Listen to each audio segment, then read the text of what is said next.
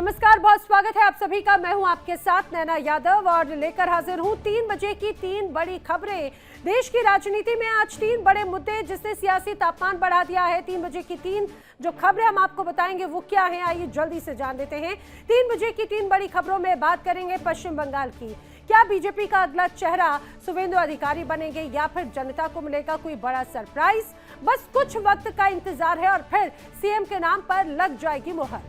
वहीं वंदे मातरम को लेकर फिर से अब नया संग्राम छिड़ गया है। सियासत से सड़क तक बयानबाजियां तेज हैं और राजधानी दिल्ली में पाकिस्तान समर्थित आतंकी साजिश पर भी बड़ा प्रहार हुआ है। आईएसआई मॉड्यूल से जुड़े हुए कई संदिग्धों को गिरफ्तार किया गया। अब सवाल सिर्फ राजनीति का नहीं बल्कि सुरक्षा का, राष्ट्रवाद का और सत्ता के भविष्य का भी है। आपको दिखाएंगे बड़ी तमाम खबरें, इससे जुड़ी हुई पूरी एबीसीडी। खबर के पीछे छिपे मायने भी खुलेंगे और सियासी संकेत भी।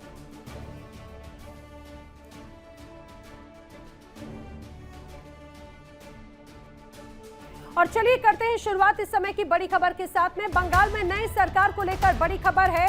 अब सूत्रों के हवाले से बड़ी खबर यह आई है कि शुवेंदु अधिकारी सीएम होंगे। जी हां, बड़ी खबर ये, बंगाल में कमान संभालेंगे शुवेंदु अधिकारी। लेकिन इतना ही नहीं, इसके अलावा बंगाल में 2 डिप्टी सीएम भी बनाए जा सकते हैं। अग्निमित्रा पॉल डिप्टी सीएम के तौर पर कमान संभाल सकती हैं, तो मथुरा समुदाय से भी कोई डिप्टी सीएम हो सकता है।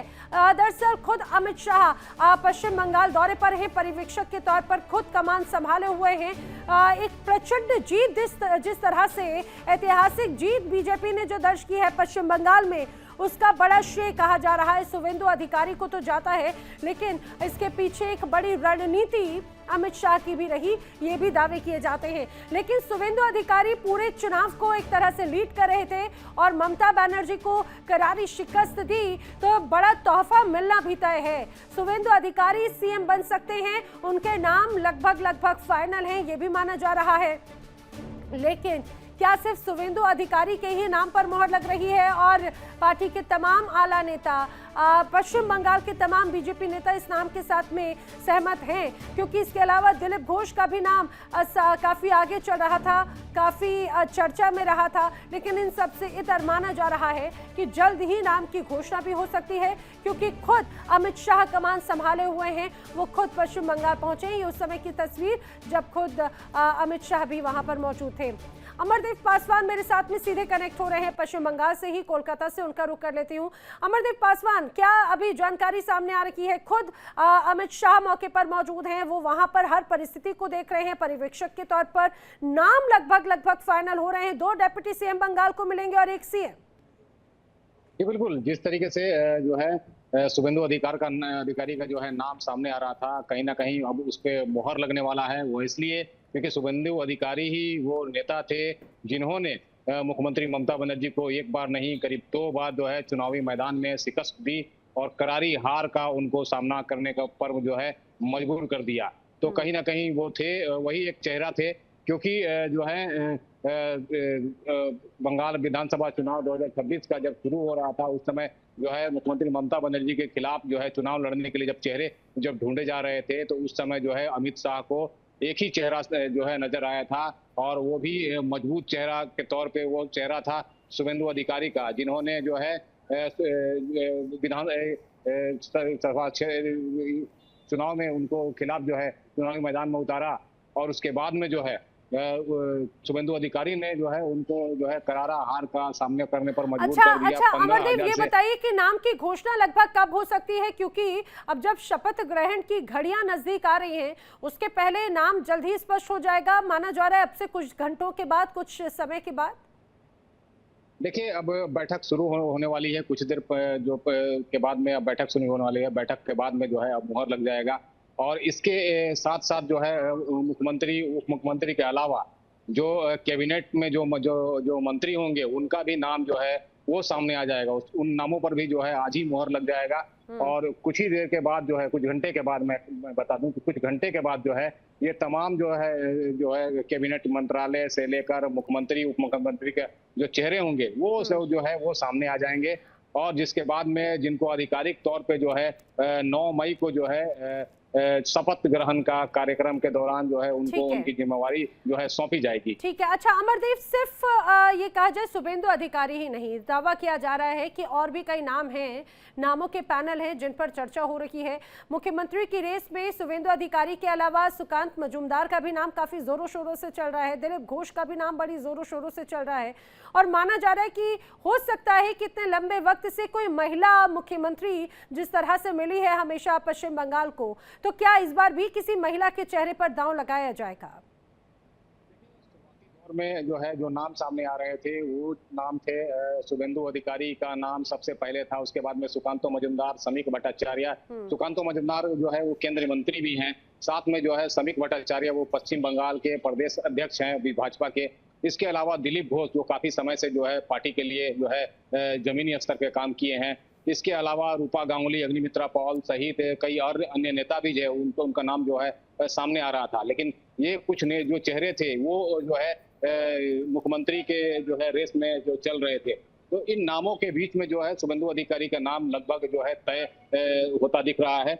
और जो है उप मुख्यमंत्री के नाम पे जो है अब लगभग जो है अग्निमित्रा पॉल के अलावा जो है एक और नाम जो है मतवा समुदाय के तरफ से हो सकता है, लेकिन अभी जो है आधिकारिक तौर पे जो है मोहर लगना बाकी है।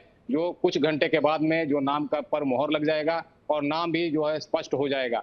तो ये जिसका इस तमाम चेहरों के नाम जो सामने आ रहे हैं उसका पूरा पश्चिम बंगाल के जो जनता है वो इंतजार कर रही है, और वो बेसब्री से इंतजार कर रही है कि कब ये नाम का घोषणा होगा, कब ये नाम सामने आएंगे। ये जश्न का माहौल जो है वो पश्चिम बंगाल में होगा और कार्यकर्ता भी जश्न में डूब जाएंगे। कि अब शपथ ग्रहण को लेकर क्या तैयारियां की जा रही हैं, क्योंकि बेहद भव्य मौका है बीजेपी के लिए, ऐतिहासिक मौका है जब पहली बार पश्चिम बंगाल की सियासत में अपनी ताकत को आजमाया तो पहले भी, ताकत के बल पर जीत भी दर्ज एक तरह से कर ली, लोगों के बीच में जाकर अपनी जगह बनाई और सरकार बनाने जा रहे हैं। मौका बहुत खास है, तो तैयारियां भी खास हैं क्या? जी बिल्कुल, धर्मतल्ला के कोलकाता का धर्मतल्ला इलाका है जहां पर ब्रिगेड परेड मैदान है, जहां पर ऐतिहासिक सभाएं होती हैं। उन ऐतिहासिक सभाओं में जहां होती हैं उसी जगह को चुना गया है जहां पर जो है शपथ ग्रहण का कार्यक्रम होगा। और करीब कई दिनों से जो है तैयारियां चल रही थी। आज जो है लगभग जो है तैयारियां अब पूरी होने वाली हैं, और लगभग जो टेंट वगैरह जो बन रहे थे वो भी जो है अब अंतिम चरण में है, और लगभग वो देर रात तक वो बनकर भी पूरी तरह से तैयार हो जाएंगे। और कल सुबह यानी कि 9 मई को जो है ऐतिहासिक वहां पर शपथ ग्रहण कार्यक्रम का आयोजन होगा, जिस कार्यक्रम में जो है खुद जो है प्रधानमंत्री नरेंद्र मोदी के अलावा जो है अमित शाह, और उसके साथ में जो है उत्तर प्रदेश के जो मुख्यमंत्री हैं योगी आदित्यनाथ, उसके अलावा कई अन्य जो चेहरे हैं जो भाजपा के जो केंद्रीय नेतृत्व में हैं वो चेहरे नजर आएंगे। इसके अलावा जो है उड़ीसा के जो मुख्यमंत्री हैं वो भी रहेंगे मौके पर, साथ में आसाम का जो मुख्यमंत्री हैं वो भी मौके पर मौजूद रहेंगे। तमाम चेहरे जो है वो इस जो है। ठीक है अमरदीप, जानकारी के लिए आपका बहुत बहुत शुक्रिया। तो बड़ी तैयारियां जो है वो लगातार की जा रही हैं और मौका बहुत खास है, तो जाहिर सी बात है आने वाला वक्त किस तरह से रहेगा इन तैयारियों के साथ में वो भी देखने वाली बात है। लेकिन फिलहाल जिस तरह से अलग अलग नामों पर चर्चा है उसमें ये स्पष्ट हो जाता है कि उसमें शुभेंदु अधिकारी का नाम सबसे आगे इस दौरान जरूर चल रहा है। आगे बढ़ते हैं, वंदे मातरम को लेकर अब घमासान छिड़ चुका है। जी हां, केंद्र के फैसले पर ओवैसी ने विरोध जता दिया है। जन गण मन और वंदे मातरम का बराबर नहीं है, ये स्पष्ट कर रखे हैं असदुद्दीन ओवैसी। उनका कहना है कि संविधान भारत के लोगों से शुरू होता है। देखिए, ये असदुद्दीन ओवैसी की तरफ से सोशल मीडिया पर बाकायदा पोस्ट किया गया और उन्होंने एक बार फिर से जन गण मन और वंदे मातरम को लेकर अपनी बात रखी है। वंदे मातरम को लेकर उनकी पहली बार ऐसे प्रतिक्रिया नहीं आई, इसके पहले भी वो इसी रूप में अपनी प्रतिक्रिया देते रहे हैं और वो ये क्लियर कट कहते रखे हैं कि जिस रूप में लगातार जन गण मन और वंदे मातरम को लेकर बातचीत होती रही, उन्होंने कहा कि हम भारत के लोग से एक तरह से भारत के संविधान की शुरुआत होती है, वंदे मातरम से नहीं। और आपको ये भी बताते चले, भारत सरकार की तरफ से वंदे मातरम को जनगण मन के बराबर दर्जा देने के प्रस्ताव को मंजूरी मिलने के बाद देश में नया सियासी घमासान छिड़ गया, जिसमें असदुद्दीन ओवैसी ने कड़ी आपत्ति जताई। ये विवाद राष्ट्रगान और राष्ट्रगीत के वैधानिक बराबर होने और ओवैसी के बयान के इर्द गिर्द घूम रहा है। राष्ट्र की कोई देवी नहीं। बीजेपी ने ओवैसी के बयानों की आलोचना की और कहा है कि वंदे मातरम का विरोध करना राष्ट्रभक्ति के खिलाफ है। बीजेपी नेताओं का कहना है कि ये राष्ट्र की संस्कृति का अपमान है।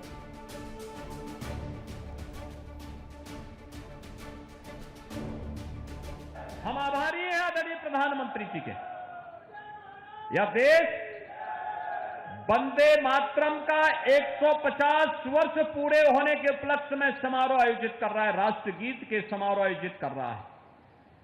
और कल वंदे मातरम राष्ट्रगीत को राष्ट्रगान के समकक्ष रख करके इसके अपमान को संज्ञेय अपराध की श्रेणी में रख दिया गया है। अगर कोई भी अब भारत के प्रतीकों का अपमान करेगा तो उसको सजा होगी कि रहेंगे, खाएंगे भारत में, रहेंगे भारत में और दुश्मन के गीत गाएंगे। ये नहीं चल सकता है। यह देश इसको स्वीकार नहीं करेगा, ये स्वीकार नहीं कर सकता है। और इसीलिए कल राष्ट्रगीत के रचयिता को एक विनम्र श्रद्धांजलि है राष्ट्र की। पिछले वर्षों से वंदे मातरम भारत के स्वतंत्रता सेनानियों, भारत के क्रांतिकारियों, भारत के राष्ट्र प्रेमियों का उद्घोष रहा है।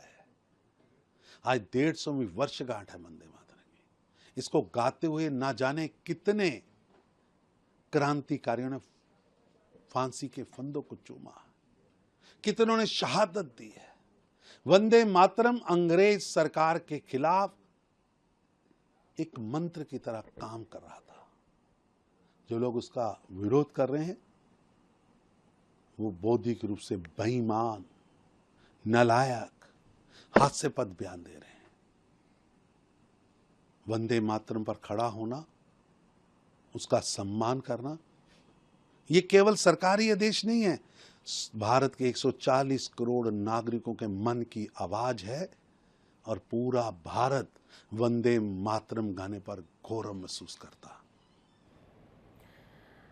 सीधे रुक कर लेते हैं मेरे वरिष्ठ सहयोगी सुशील तिवारी जी का। सुशील जी, वंदे मातरम और ओवैसी वाला जिन एक बार फिर से निकल आया है। एक बार फिर से वंदे मातरम को लेकर सियासत शुरू करते हुए नजर आते हैं असदुद्दीन ओवैसी, और खासतौर से पश्चिम बंगाल में मुस्लिम वोट बैंक विपक्ष के हाथों से पूरी तरह से खिसक चुका है। अब लोग उसे उस तरह की राजनीति से जोड़कर भी देख रहे हैं। बिल्कुल नैना, जो मुस्लिम वोट है अगर वेस्ट बंगाल से देखा जाए तो असदुद्दीन पार्टी ओवैसी पार्टी की पूरी तरह निकल गया है। जो असदुद्दीन ओवैसी हैं उन्होंने इसका विरोध किया। उन्होंने कहा जो बंकिम चंद्र चटर्जी जिन्होंने गीत की रचना की है वो मुस्लिम विरोधी थे, और उन्होंने कहा कि जो राष्ट्रगान है उसमें भारत के और भारत के लोगों से संबंधित है, और ये जो गीत है ये कहीं ना कहीं देवी की प्रार्थना से संबंधित है, तो ये गीत नहीं होना चाहिए। लेकिन जिस तरह योगी जी ने भी कहा है कि जो ये वंदे मातरम गीत है इसका जो यहाँ पर लोग रहते हैं यहाँ का खाते हैं और गीत गाते हैं दुश्मनों के, तो ये पूरा जो मामला है काफ़ी सुर्खियों में है इस वक्त। और सबसे बड़ी बात है जो असदुद्दीन ओवैसी हैं जिस तरह विरोध कर रहे हैं, तो इस तरह एन रामचंद्र राव जो कि तेलंगाना के बीजेपी अध्यक्ष हैं, उन्होंने भी कहा है कि ये जिन्ना की तरह काम कर रहे हैं। जिस तरह जिन्ना ने विरोध किया था वंदे मातरम गीत का, इस तरह ये भी विरोध कर रहे हैं, क्योंकि जब तक कांग्रेस में जिन्ना थे तब तक उन्होंने विरोध नहीं किया। कांग्रेस के बाहर जाते ही उन्होंने वंदे मातरम गीत का विरोध किया था। तो जिन्ना के पद चिन्हों में चल रहे हैं कहीं न कहीं असदुद्दीन ओवैसी। तो इसको लेके जो काफ़ी नेता हैं बीजेपी के, उनका कहना है कि जो वंदे मातरम गीत है ये देशभक्ति का गीत है, और इससे जो सांस्कृतिक एकीकरण है वो बढ़ेगा, और इसमें कोई धार्मिक खतरा नहीं है, और इस गीत का वही सम्मान होगा जैसे राष्ट्रगान का सम्मान है। तो ऐसे में कहीं ना कहीं इसको जो कानूनी मानता है वो भी राष्ट्रगान के बराबर मिलने वाली है, क्योंकि जब ये लागू हो जाएगा उसी के बराबर इसको मान्यता मिल जाएगी। क्योंकि संविधान में इसके लिए इसका जो प्रस्ताव था उसको स्वीकार कर लिया गया है, संवैधानिक दर्जा इसको मिल गया है। है, बस लागू करने की बात है। जी अच्छा, यानी कि यही हो जाता है कि केंद्र सरकार ने दरअसल एक प्रस्ताव को मंजूरी दी, अपने दर्शकों को बता दें, और इसके तहत जो राष्ट्रगान जनगण मन है, अब उसकी जो वैधानिक एक तरह से जो सुरक्षा है, उसी तरह की सुरक्षा अब वंदे मातरम के लिए भी होगी, और जो इसका पालन नहीं करेगा वो दंडनीय अपराध की श्रेणी में आएगा। लेकिन ये इसके पहले भी हमने देखा था सुशील जी, खासतौर से प्रदेशवार स्तर पर भी इसको अपने अपने स्तर पर लागू किया जा रहा था, उसका एक तरह से शुरुआत की गई थी। लेकिन अब जिस तरह से ओवैसी अब बढ़ चढ़कर इसे उठाने की कोशिश कर रहे हैं, यह भी पूरा सियासत से ओतप्रोत ही नजर आता है। ऐसा है, असदुद्दीन ओवैसी की जो नज़र है वो मुस्लिम वोट बैंक पर है, और मुस्लिम वोट बैंक के चक्कर में वो वंदे मातरम गीत है वो चाहते हैं लागू ना हो। लेकिन जो संवैधानिक दर्जा दिया है मोदी सरकार ने, ये पहले भी इसको कई विद्यालयों में जो यूपी के जो तमाम स्कूल थे वहाँ पर गाया गया था, इसका विरोध हुआ। लेकिन फिर उसके बाद जिस तरह अब संवैधानिक दर्जा इसको मिल चुका है, कहीं ना कहीं प्रस्ताव स्वीकार कर लिया गया है, तो ऐसे में जो कानूनी मान्यता है उसको राष्ट्रगान और जो राष्ट्र का जो हमारा फ्लैग उसके बराबर होगी, और इसमें वही सजा होगी जो राष्ट्रगान का विरोध करने वाले, राष्ट्रगीत का विरोध, राष्ट्रगान का विरोध करने वाले और झंडे का, भारतीय झंडे का विरोध करने वाले। तो ऐसे में ये जो राष्ट्रीय गीत है, राष्ट्रगीत बंकिम चंद्र चटर्जी ने लिखा था, और इसमें वाकई में जो देश की संस्कृति झलकती है। और सबसे बड़ी बात है जो एन रामचंद्रन राव है, उन्होंने कहा है जो सांस्कृतिक खतरा, सांस्कृतिक एकीकरण है, इससे कोई खतरा नहीं है। तो ये जो पूरा गीत है उसको लेके जिस तरह ओवैसी विरोध कर रहे हैं, ओवैसी का विरोध ये बिल्कुल गलत है, क्योंकि भारत राष्ट्र में रह के इस तरह का विरोध करना बहुत ही कहीं ना कहीं इसको जायज़ नहीं माना जाएगा। यहाँ तक कि जो सीएम उत्तर प्रदेश हैं योगी आदित्यनाथ जी, उन्होंने भी कहा है कि जो देश के लोग हैं इसका सम्मान करना पड़ेगा, क्योंकि राष्ट्रगीत है, राष्ट्रगीत का सम्मान देश का सम्मान है, और जो भी इसका विरोध करेगा उससे साफ जाहिर है कि कहीं ना कहीं वो देश के खिलाफ खड़ा हुआ है। और इसके अलावा जो यहाँ रहते हैं, यहाँ खाते हैं, ये पूरी तरीके से निशाना ओवैसी के ऊपर था, यहीं रहते हैं, यहीं खाते हैं, और कहीं ना कहीं राष्ट्रगीत का विरोध करके दुश्मनों के साथ में खड़े हुए हैं। तो ये पूरा जो घटनाक्रम है उससे वंदे मातरम गीत को लेके ओवैसी ने अपने एक्स में लंबा चौड़ा पोस्ट किया है। लेकिन यहाँ और किसी अन्य जो पार्टियों के नेता उन्होंने कोई विरोध नहीं किया है, लेकिन ओवैसी का विरोध कहीं ना कहीं मुस्लिम वोट बैंक की तरफ है। ठीक है, लेकिन अपने दर्शकों को मैं बता दूं, दरअसल जिस रूप में हमने देखा असदुद्दीन ओवैसी, पहला ऐसा मौका नहीं है जब वंदे मातरम का विरोध कर रहे हो। अब उन्होंने खासतौर से कहा है कि जिस व्यक्ति ने वंदे मातरम लिखा था वो ब्रिटिश राज के प्रति सहानुभूति रखता था। उन्होंने कहा कि वो लेखक मुसलमानों से नफरत करते रहे, और साथ ही वो जिक्र भी कर रहे थे कि कई महान नेताओं ने वंदे मातरम को अस्वीकार किया है।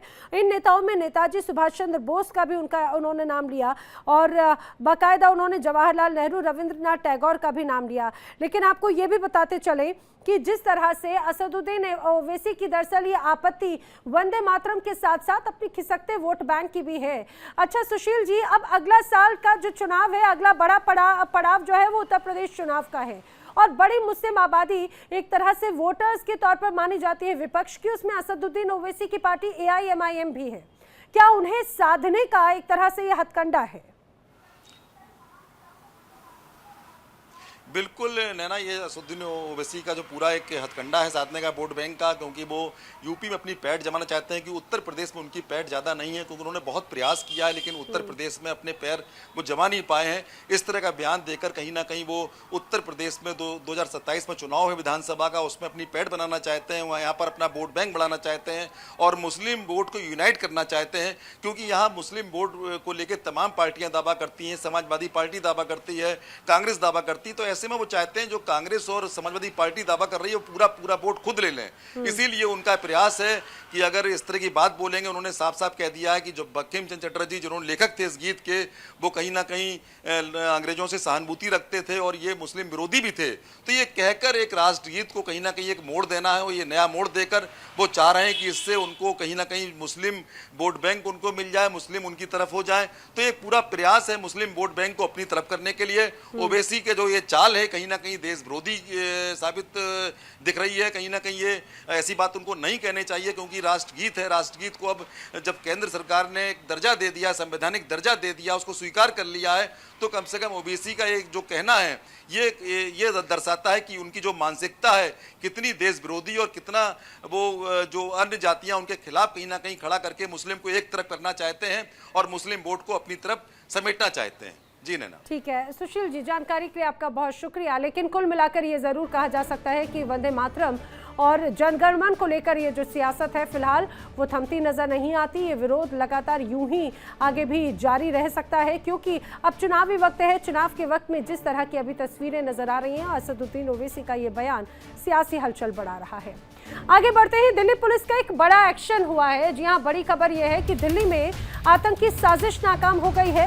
आईएसआई के इशारे पर आतंक फैलाने की साजिश रची जा रही थी। एक बार फिर से शहजाद भट्टी का नाम सामने आ रहा है। शहजाद भट्टी के 8 गुर्गे गिरफ्तार किए गए हैं। दिल्ली पुलिस की स्पेशल सेल ने बड़े ऑपरेशन में पाकिस्तानी खुफिया एजेंसी आईएसआई के नापाक इरादों को नाकाम कर दिया। पुलिस ने पाकिस्तानी गैंगस्टर शहजाद भट्टी के मॉड्यूल पर स्ट्राइक करते हुए अलग अलग शहरों से 8 लोगों को अरेस्ट किया और ये सभी आरोपी सोशल मीडिया के जरिए सीधे पाकिस्तान में बैठे भट्टी और उसके आकाओं के संपर्क में थे। ये सभी उत्तर प्रदेश, दिल्ली, जम्मू कश्मीर, पंजाब, हरियाणा, राजस्थान, मध्य प्रदेश से पकड़े गए हैं। पुलिस की शुरुआती जांच में खुलासा ये हुआ है कि ये लोग दिल्ली में किसी बड़ी आतंकी वारदात को अंजाम देने की फिराक में थे। इनके निशाने पर कुछ वीवीआईपी और महत्वपूर्ण स्थान भी शामिल थे, जिनकी इन्होंने पहले ही रैकी कर ली थी। गिरफ्तार आरोपियों से मिले इलेक्ट्रॉनिक डिवाइसेस, जिसमें कई चौंकाने वाले सबूत मिले जो सीधे तौर पर सीमा पार बैठे आतंकियों से जुड़े हुए हैं। हमारे सहयोगी रजनीश शर्मा ने दिल्ली पुलिस के special cell additional CP Pramod Kumar Kushwaha से खास बातचीत की और इस पूरे ऑपरेशन को लेकर उनकी तरफ से क्या कहा गया सुनाते हैं आपको। पूरे मामले पर बात करने के लिए हमारे साथ additional CP special cell Pramod Kushwaha ji हैं। सर, ऑपरेशन गैंगबस्ट 2 48 घंटे चला, क्या रहा, क्या पृष्ठभूमि रही?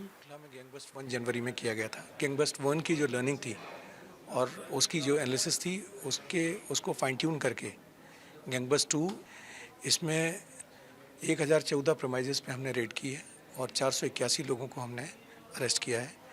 इनके पास से 130 करीब पिस्टल्स और 79 चाकू पकड़े हैं, कार्ट्रिजेस भी मिले हैं, प्लस 19 लाख कैश, 24 गाड़ियाँ, बहुत सारे मोबाइल फ़ोन्स और इसके अलावा नारकोटिक्स करीब 19 केजी नारकोटिक्स भी मिला है और 700 इलिसिट लिकर भी मिली है।